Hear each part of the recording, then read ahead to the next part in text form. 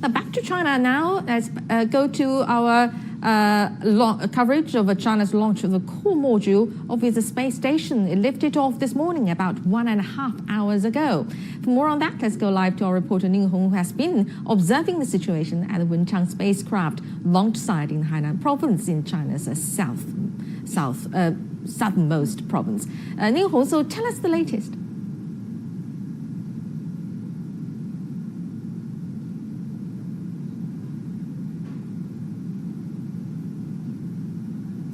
Well, today we have made history. The core module of China's space station Tianhe is now in orbit, successfully safe and sound in the orbit, waiting for astronauts to move in. And the next step, China will launch its Tianhe cargo ship to send supplies to the core module, preparing for astronauts to move in. And then in June, 3 astronauts will begin its first mission in the core module for 3 months. And from today on, China will have a permanent, probably lasting for over 10 years, space lab for scientists and also for astronauts to stay, to do scientific experiments, and also for not just for Chinese astronauts.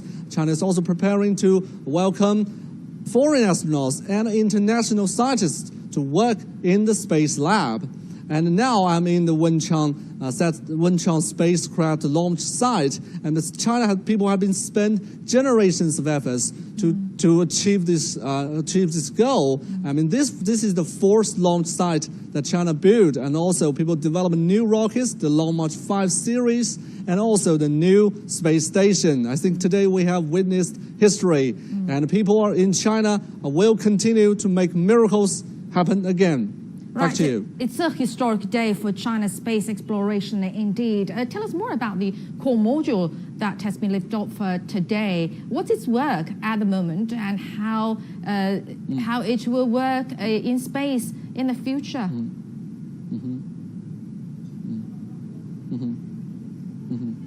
Well, the core module has adopted several advanced technologies. One is that the core module equipped with many scientific experiments cabinets, so it has a great amount of power usage. So it has adopted a flexible solar panel, which will generate more power for scientists in the future. And also, it has adopted ion propulsion technology, which will greatly save the fuel, also increase the efficiency of energy usage in the core module. And in the meantime, it has 3 robotic arms, including one that has a 7 freedom robotic arm, which could make very accurate movements, also helping the construction of the space lab.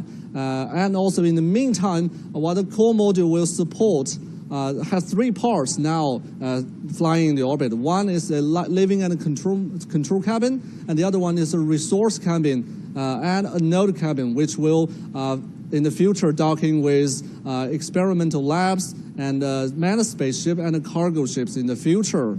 So the core module will support astronauts, as many as 6 astronauts, to stay in orbit. And the initial plan is to send 3 astronauts up there for them to stay 3 months, and in the next phase will be keep sending astronauts there and to stay as long as 6 months. This will be a routine in the future. That's fabulous, isn't it? And this is a successful beginning of a huge project, ambitious project. Thank you very much, Ning Hong, reporting from Wenchang launch site in China's Hainan province. And we'll leave you with some of the key moments from the Tianhe core module's launch.